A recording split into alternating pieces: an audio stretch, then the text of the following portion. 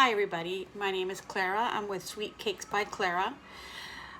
Just going to talk a little bit about my business and start some topics talking about cakes, and I'll be doing other videos with more in-depth information on working from home, having your own little bakery.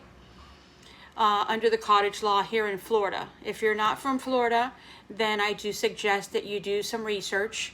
Not every state does require the cottage law, does allow you to have the cottage law, I should say.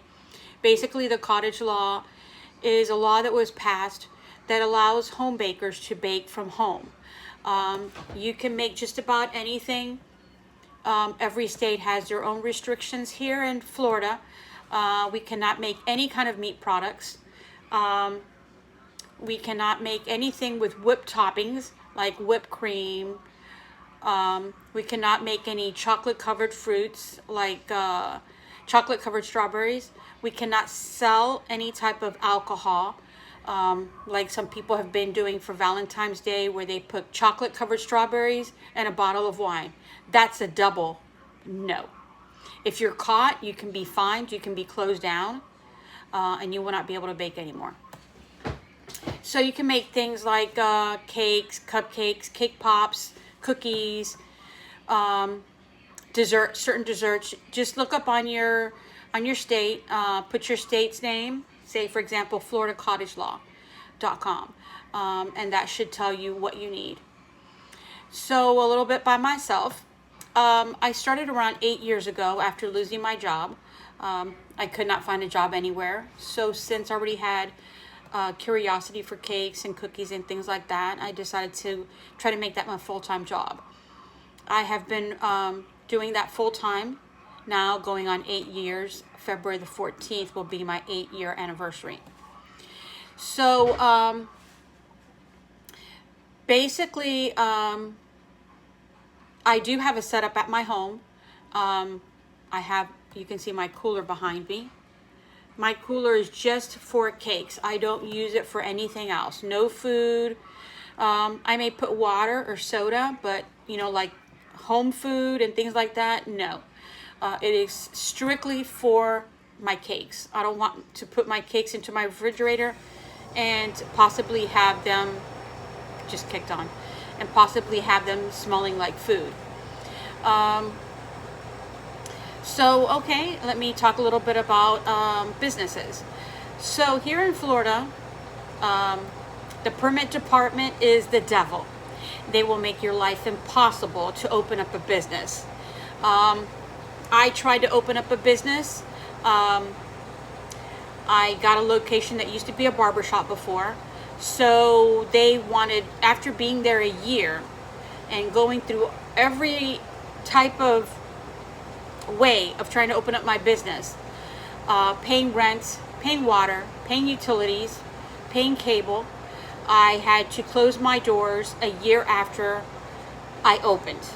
Actually, I never opened. I just had the business. It was completely done. The tables were there, the cooler was there, the freezer was there, all my equipment was there, everything was painted, decorated, just ready for the permit for them to say, open your doors, you can serve customers now. What they wanted me to do was going to cost me over $15,000, and I decided I just couldn't do it. So I decided to take everything out and bring it here to my house and do it here. I know that everybody wants a nice, shiny, new location, but this is what I will tell you from my experience. If you can find a location that has already been a bakery, a pizza location, a sandwich shop, a restaurant, that will be your best bet. Everything is nice when it's nice and brand new and shiny and you were the first one to sit down on the toilet. But if it was never one of those locations, it will be impossible to open up. You will have to do so much to that building in order to be able to open up as an establishment that will be used for people to eat your products. that it will just make a hole in your pocket like you cannot imagine. There's many things that you need, like grease traps. I just skip my mind what it's called. It's a vent that's used for your ovens. And that's another thing. If the location that you are looking at does not have gas, then you have two options. Either you tap into the county gas line, or you have gas taken to you in drums. They actually have like containers that they bring to you, and they have gas in them. Now, if there is no gas in the location that you are at, then it will cost you thousands and thousands and thousands of dollars for the gas department to run gas to your location. So that's another thing you need to look at. Before you buy your oven, find the location you want and find out if it's gas or electric, if they do provide gas, or if you have to get your own gas. That way you know if you need to purchase a gas oven or an electric oven. That will save you a lot of time. Okay. You also need to determine if this is going to be a location where people will sit down and eat, or if this is going to be a location where people will walk in, get their product, and leave. That has a lot to do with taxes. If people sit down and eat at your establishment, you are charged a higher tax bracket, as well as you are required to have a more expensive insurance, because people are actually sitting there. If somebody falls off of a chair, you can be sued. You also have to make sure that your location has a handicap ready bathroom. If it doesn't, the city or the permit department will require you to demolish the bathroom and make it completely new in order to make that handicap ready. If you do serve food, you have to have a bathroom for the public. This is not like a location where you sell purses or it's a barber shop. You're not required to have a bathroom for customers that come in because they're not eating food. You will also need to have a grease trap. That is required. If you have a sink, if you cook, or I should say if you're baking your goods, it doesn't make a difference. You still need a grease trap. If it's not there, it's going to cost you over $2,500. You'll also need a heater. You'll need to have a hand sink.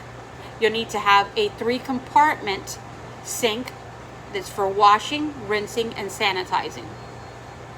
Okay? So those are basically some of the things that you'll need.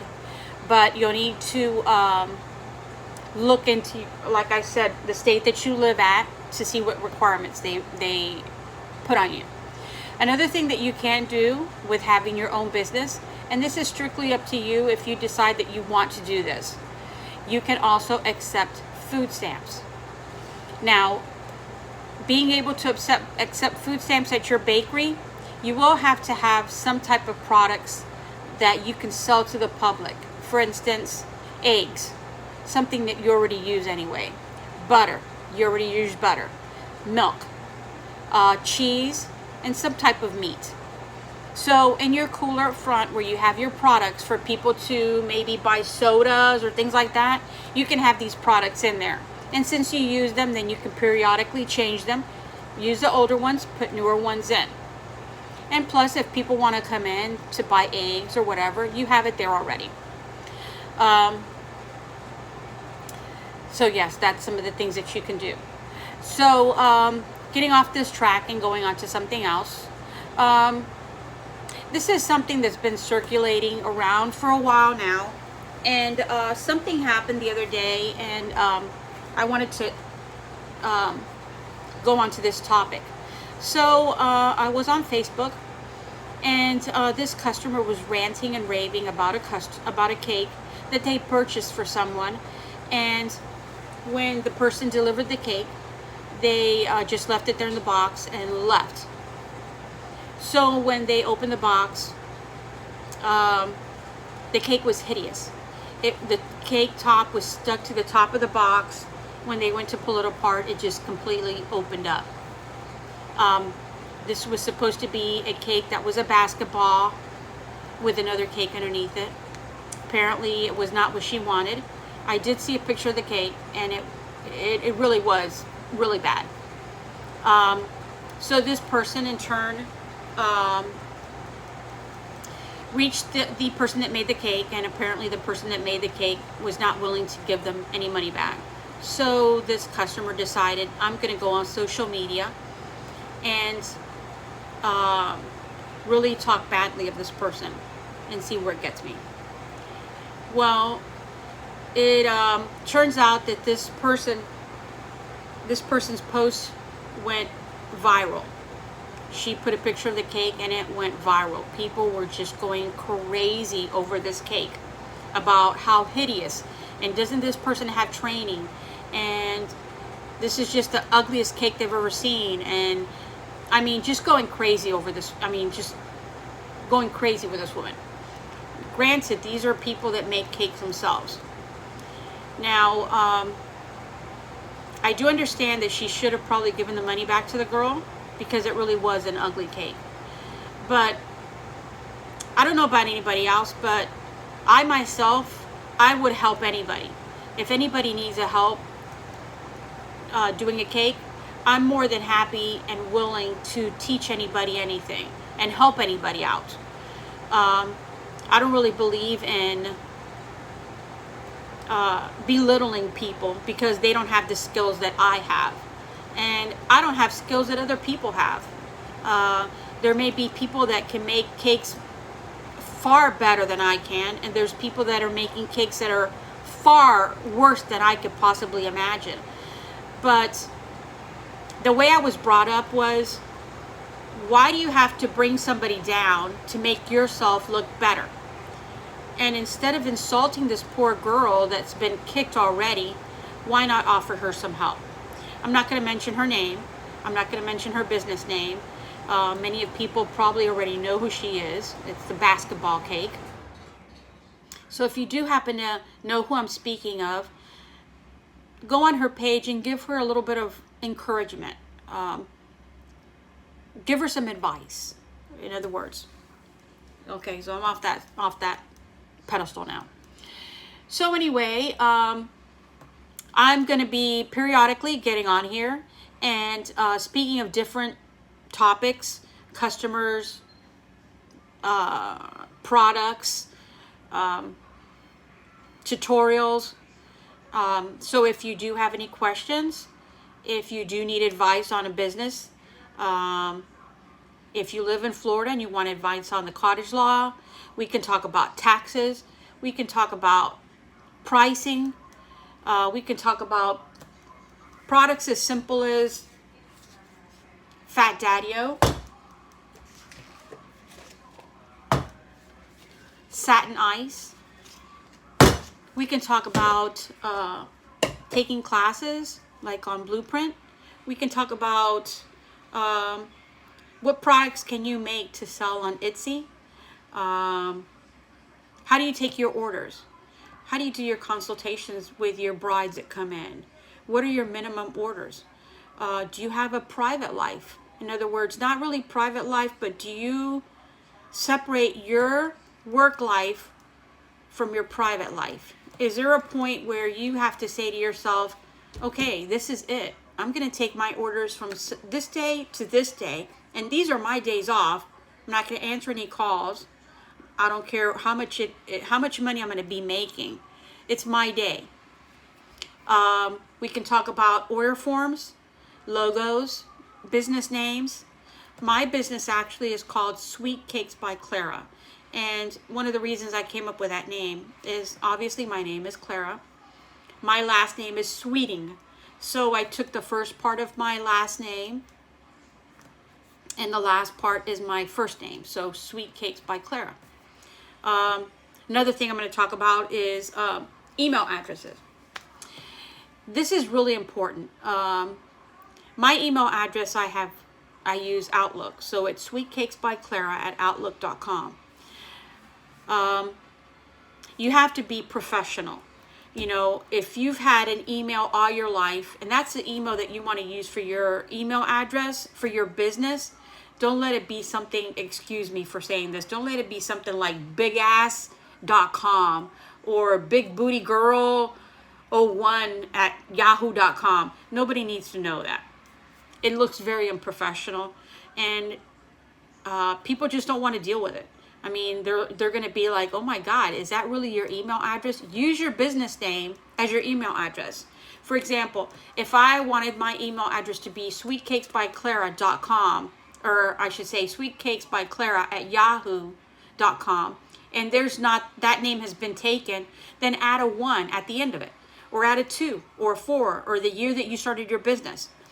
So that people, when they look you up, they're going to look you up with your name, not some vulgar name that you made up like 10 years ago and you've decided that's the only one you ever want to use in your life. And what else can I talk about? So right now, that's probably about all I'm going to talk about. I'll be getting on again in probably another week or so. So if you have any questions of me, you can either post them here, or you can send me a message on my webpage. That's sweetcakesbyclara, CLARA.com. Or you can email me, that email address I gave before, and I'll be more than happy to try to help you out. So that's about it for today, and hopefully some of the information that I gave you found informative. I know it was a lot of back and forth with different type of information. I will try to, next time I get on, next time I record, I will be on one subject and one subject only. So if you have a subject that you would like for me to talk about, just subscribe below and send me a message through Yahoo. And next time I talk, in which it will be next week, I will do research and we will talk about that subject. I can't go on live because it's telling me that I can't, but I'll look into that and see if I can subscribe to be a live, do live recordings, I should say. So thank you very much. Bye.